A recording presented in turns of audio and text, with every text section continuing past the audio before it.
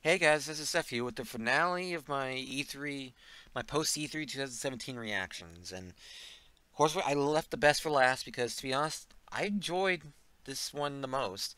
Nintendo's Spotlight, E3 Spotlight presentation. And I guess you could count their Treehouse streams as well.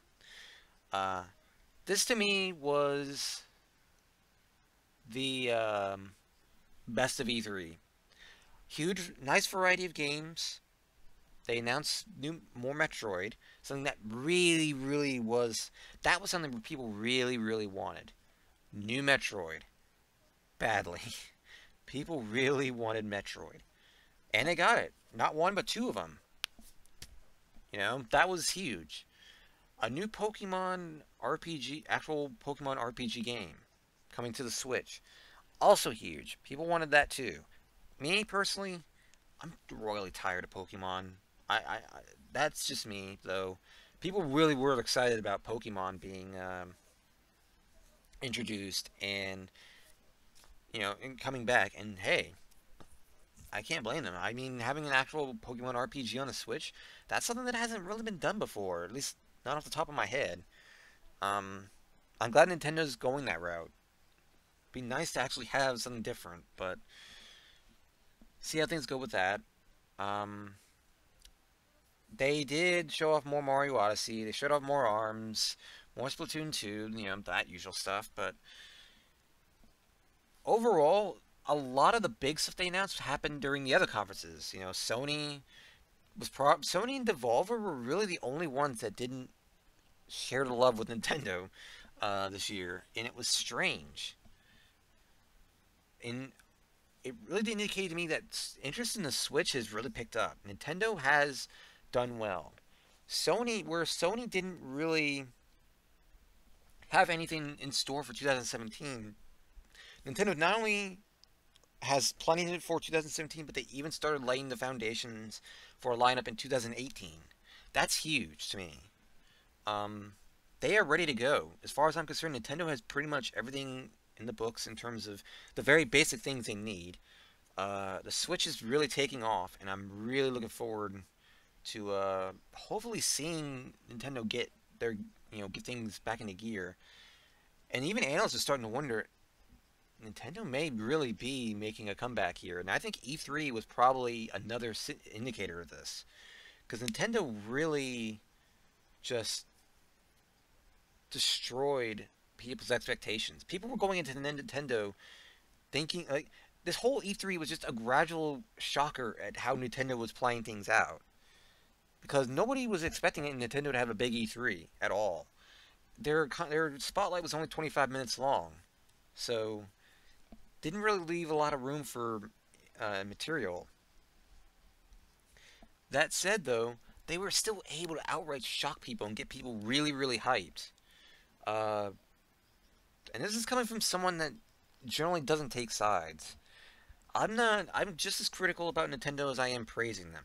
Same with Sony. Same with Microsoft. There's no. I don't really try to get biased. It's just the way Nintendo cared about things this year. It really stood out. Even when Nintendo wasn't out yet, they were still doing interviews, doing previews of what they were going to be doing.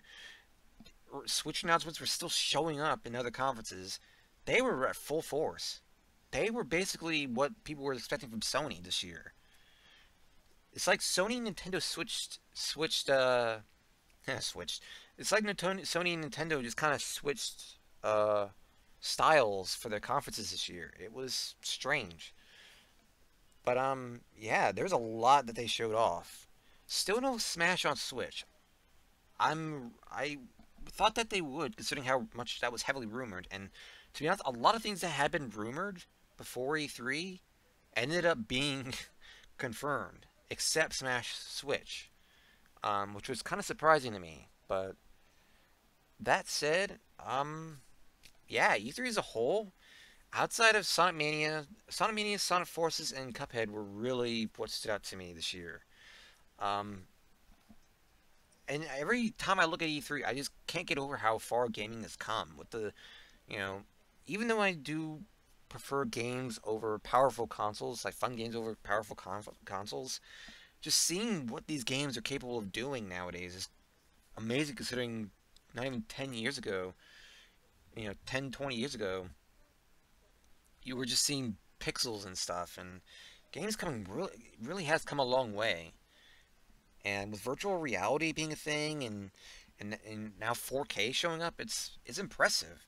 I just wish that gaming companies would stop obsessing over shooters because people still care about platformers.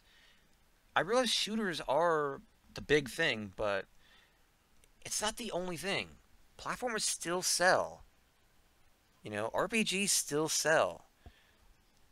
I mean, with the way things went with Pokemon last year, that alone is evidence enough that people still want to play things that aren't shooters. It's not just shooters, guys. You can do other genres.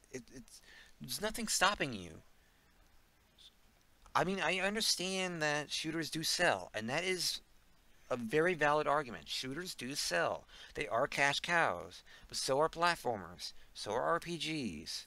You know, there's a lot of genres that you can still work with in this time and day, and they just don't do that. I mean, I get that there's I get that that's the main thing. I mean, platformers were a huge thing in the 90s, It's just, at least in the 90s, you still saw other things. You still saw many, many, many other genres still get love.